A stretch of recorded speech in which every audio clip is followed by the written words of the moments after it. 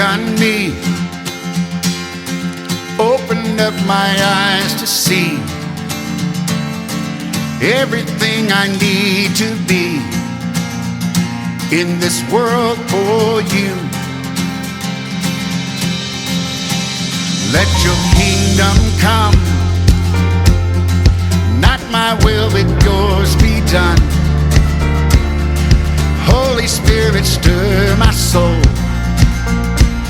awaken me, awaken me.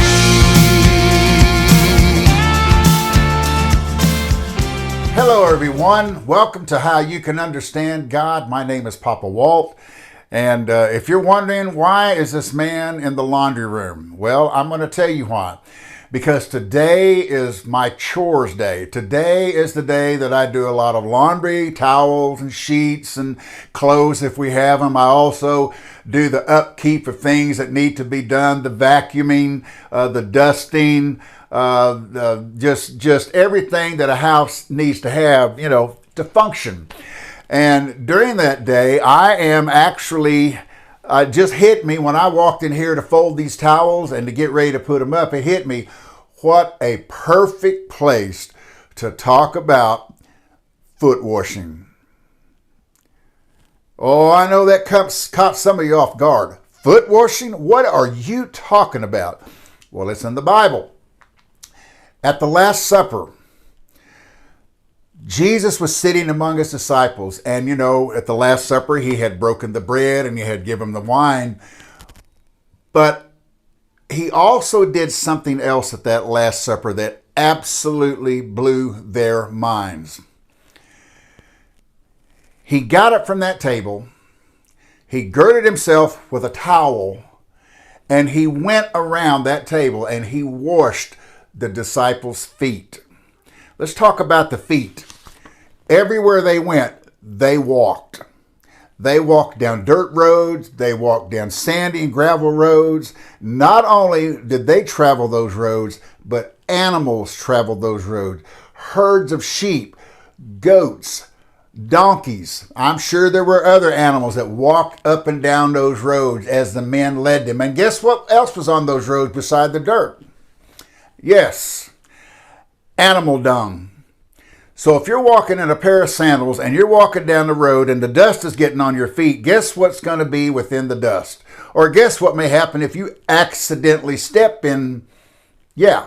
So anyway, Jesus got up to wash their feet. It was a custom that when you went to a home, that the servant, as you came in, would wash your feet. It was the lowest job on the totem pole to wash someone's feet. And now we have the King of Kings and the Lord of Lords, the Creator himself, going around a table with the 12 men that he chose and picked to be his disciples and to eventually be his apostles. He is washing their feet when in turn they should be washing his feet. But the point is, they hadn't got it yet who he was. Now Peter knew who he was, because when Jesus came to Peter, Peter said, "Oh no, Lord, you can't wash my feet, And Jesus said, "Peter, if I don't do this, you will have no part of me." And at that point, Peter said, "Wash my head, wash my feet." Jesus, wash me, because Peter had the revelation of who Jesus was. All right. What Jesus was also doing was setting an example for them and for future generations, which includes us, that we are to serve one another.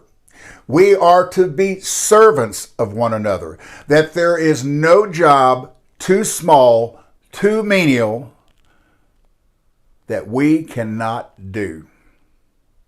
A great example. You see, in today's society, we live in a world that's all about me. We live in a self-service society where we serve ourselves. God forbid I take the time to serve anybody else. I've got to get in this line. I've got to get my groceries scanned. I've got to get him in the bag. I've got to make him in a car, and I got to get him home and get him put up. God forbid that I take the time to help somebody else do something. That's the culture and the society that which we live in. We don't have a clue about serving others. Foot washing was instituted by Jesus. It started with Jesus. And it is to fulfill the law of God, which says, you shall love your neighbor as you love yourself. You see, those 10 commandments just don't disappear because we're in the New Testament. Jesus came to fulfill them. They just don't disappear. In the Old Testament, when they had the tabernacle, and the priest would draw lots to determine who would go into the Holy of Holies. As they prepared to go in, they had certain duties that they had to perform.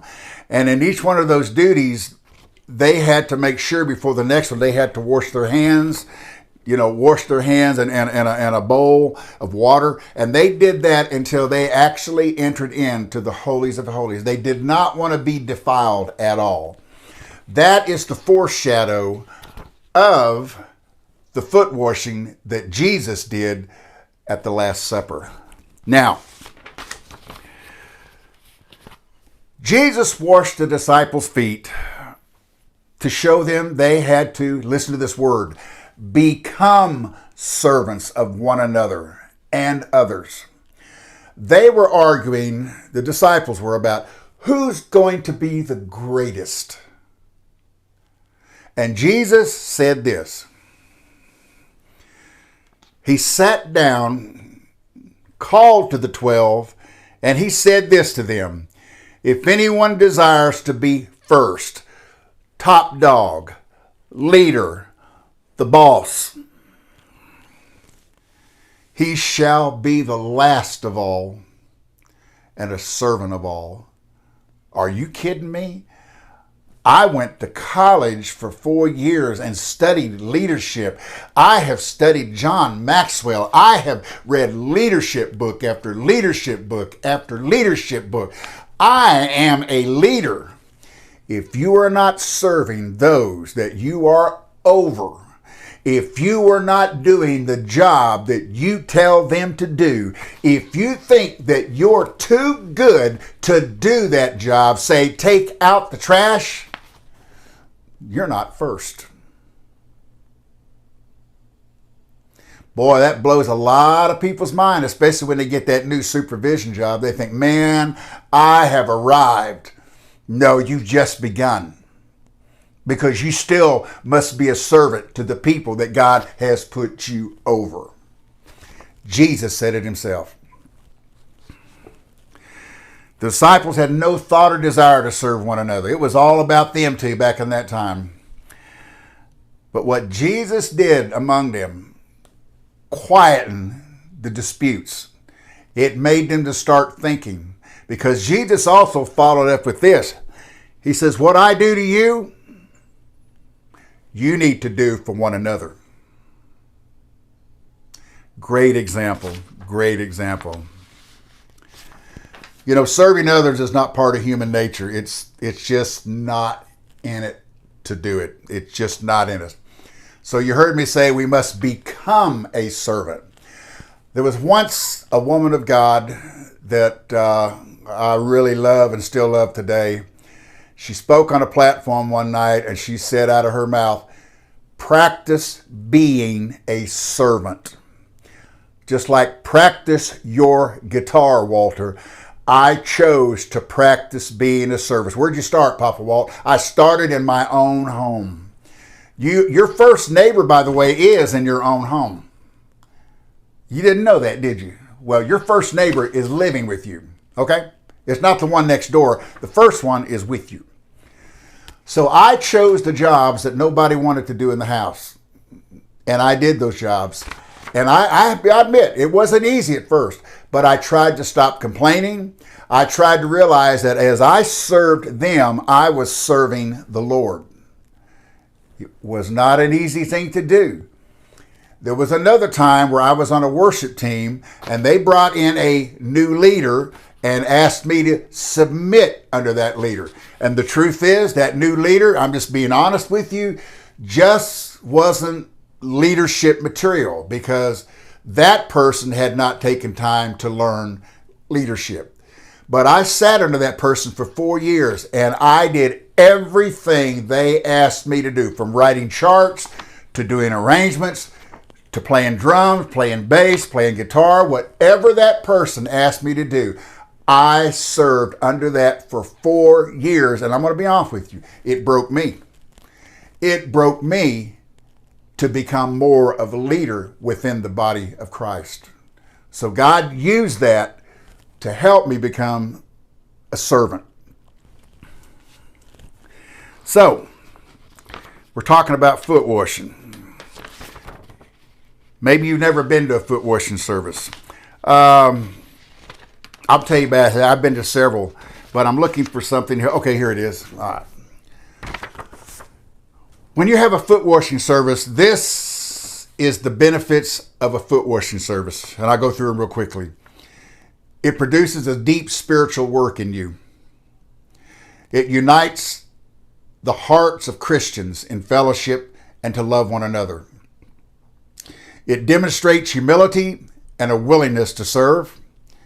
It rebukes selfishness and a desire to rule others. It makes us worthy of the Lord's Supper. And it prepares our feet to take the gospel of peace to the world. Our feet are clean. They are beautiful feet. And our feet need to be beautiful when we go out into the world to preach the gospel. Those are the benefits of it. Now let me talk about a foot washing service real quickly. Comes a time and a place when the church maybe is not getting along. What do you mean? I mean that things are not running smoothly. Different departments are not working with one another. One of the main ones I worked with was a worship team. You're dealing with musicians and singers that have egos bigger than their head.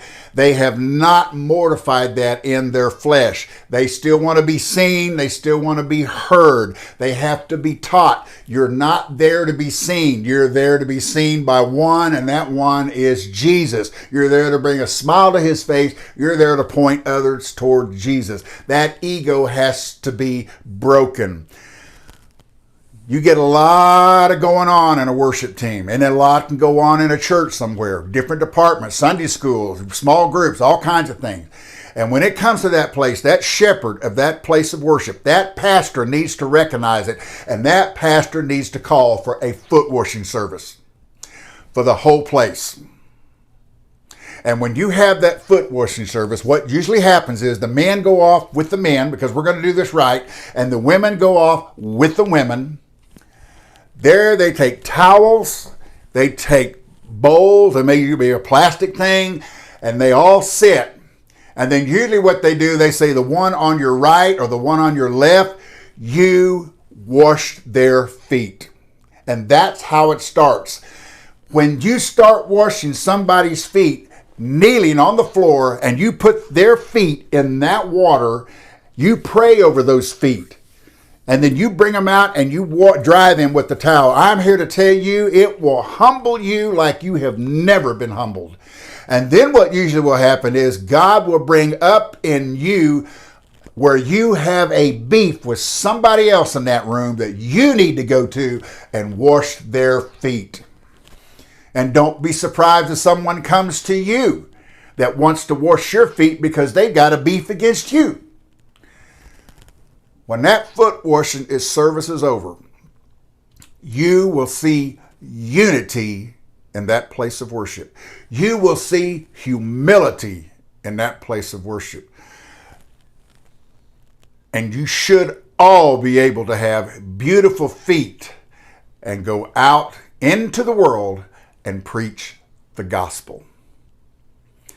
Foot washing is to help us to become servants and to serve one another, to love one another. Because if we're not loving one another within the four walls where we worship, how are we going to go out into the world and love those that we don't want to have anything to do with. That's not the way Jesus set it up. All right. I got to get back to my chores. I got a lot to do. I'll see you in the next video.